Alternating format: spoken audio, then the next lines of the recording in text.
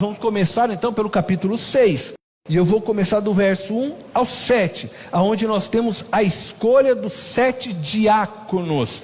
Hoje pela manhã, como eu já disse, o Rubinho ministrou sobre estes versos, de uma forma mais exaustiva.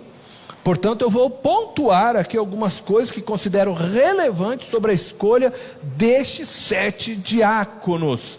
O texto começa nos informando que a igreja crescia em número de discípulos. E devemos nos lembrar que a igreja, naqueles dias, não tinha um templo, não tinha um lugar como este para se reunirem. Um lugar para prestarem um culto a Jesus como nós livremente podemos prestar. Era comum então nesses dias que a igreja se reunia de casa em casa, conforme você vai ler lá em Atos capítulo 2. E é claro que então você vai ter sempre pequenos grupos, porções da igreja, numa casa, num lar e outro, e assim ela ia se reunindo, mas a igreja estava em movimento crescente. Os discípulos de Jesus, eles ainda frequentavam o templo de Jerusalém. E aí em Atos 3, vocês vão ler até a história, quando eles estão indo ao templo de Jerusalém, quando então um mendigo, aleijado, é curado milagrosamente pelos apóstolos, Pedro e João foram os autores, os instrumentos dessa ação maravilhosa, mas eles, claro, não tinham liberdade de prestar culto a Jesus dentro do templo em Jerusalém, e nem autorização dos líderes religiosos de Israel para falarem naquele lugar a respeito de Jesus. O crescimento do número de discípulos deu início ao surgimento de uma crise, por conta da distribuição diária de alimentos, conforme nós podemos ver em Atos 6, versículo 1.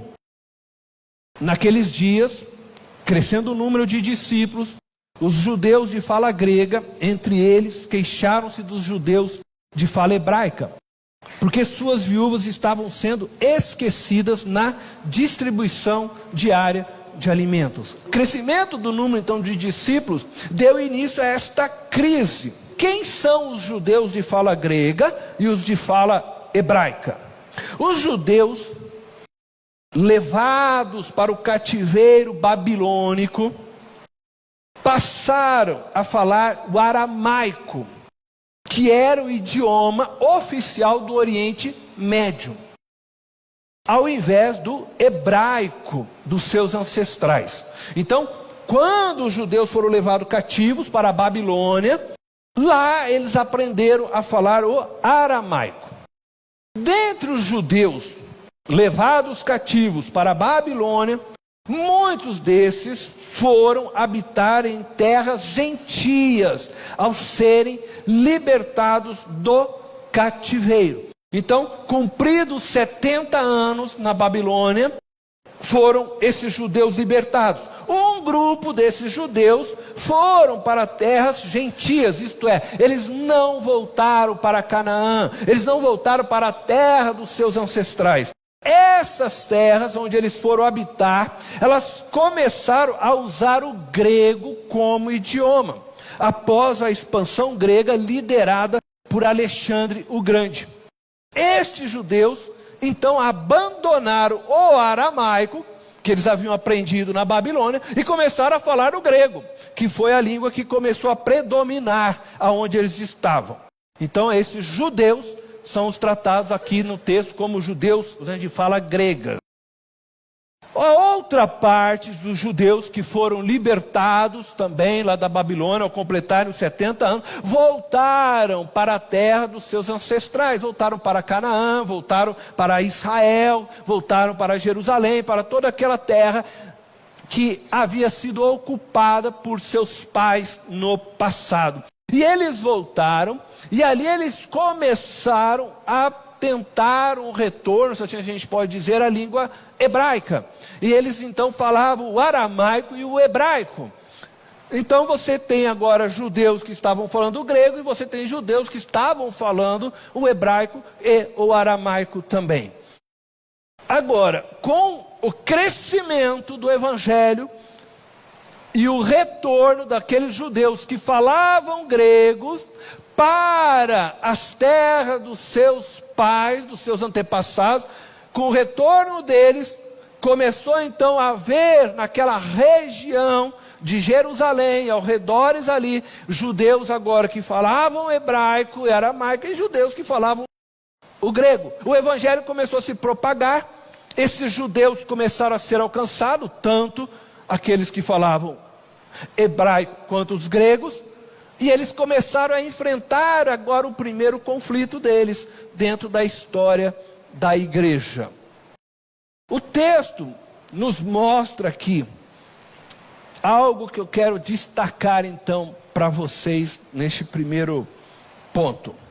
Este conflito surgiu porque os judeus de fala grega se sentiram prejudicados, negligenciados, esquecidos pelos judeus de fala hebraica com relação às suas viúvas. Isto é, eles começaram a observar que as viúvas deles não eram tão bem cuidadas, segundo o olhar deles, como as viúvas, dos judeus de fala hebraica. E este conflito então nos leva à primeira transformação que eu quero destacar em nossa reflexão de hoje. Primeira transformação é que nós estamos agora saindo de uma comunidade unida para uma comunidade dividida.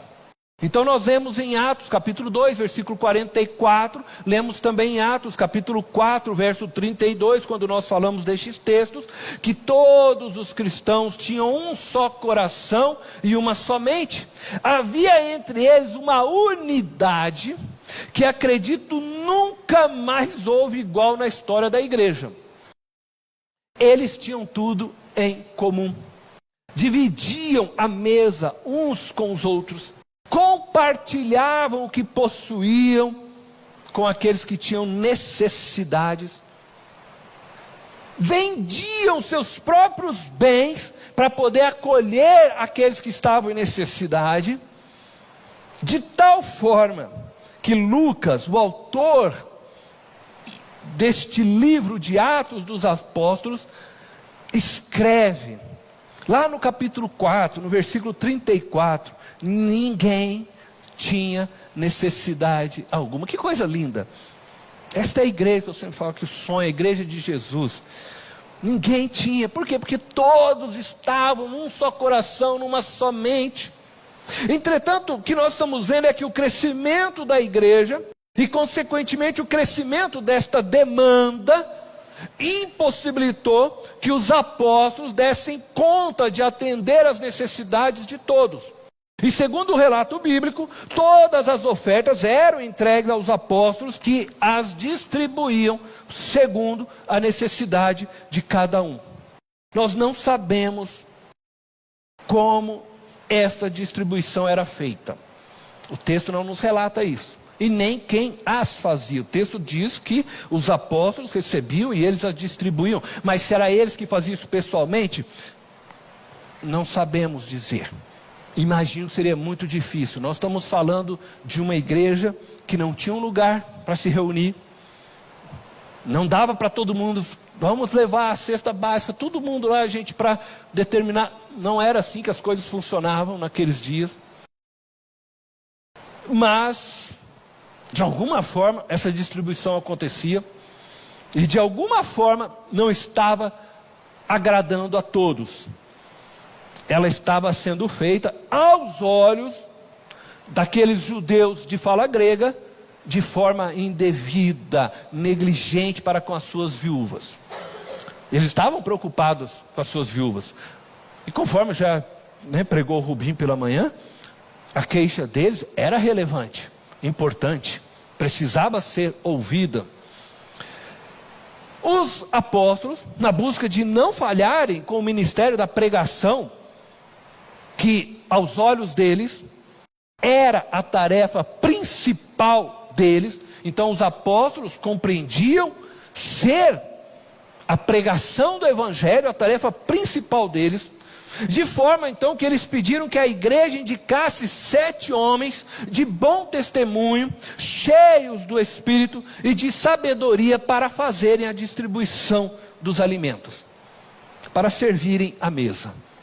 Servir à mesa aqui não é servir a ceia do Senhor, não é pegar o cálice e distribuir na igreja, nada a ver com isso. Era levar o alimento para aqueles que tinham necessidade. E aprendemos neste episódio com os apóstolos que não podemos deixar o secundário nos desviar daquilo que é prioridade em nossos chamados.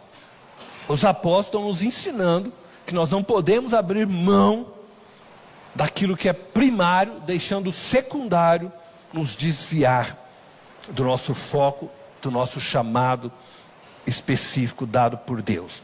O secundário deve ser feito, mas não à custa do que nos foi dado como prioridade por Deus. A palavra servir, lida aqui por nós, neste capítulo 6, ela vem do grego, que é a palavra diácono.